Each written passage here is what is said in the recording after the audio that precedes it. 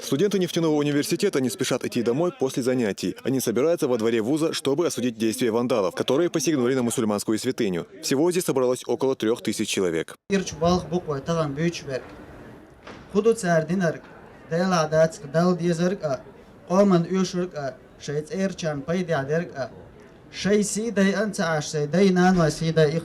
Студентам обратились педагоги, а также ректор вуза Хасан Таймасханов. Он сказал, что с такого рода деяниями нужно активно бороться. Преподаватели должны вести разъяснительную работу со студентами. Интернет, интернет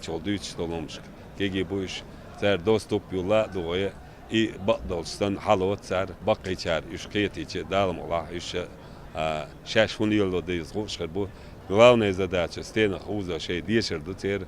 Имам мечети Гагантау Салавди Абуев отметил, что долг истинного мусульманина оберегать зиярат Эвлия. По его словам, люди, посвятившие всю свою жизнь распространению ислама, всегда почитались в Чечне.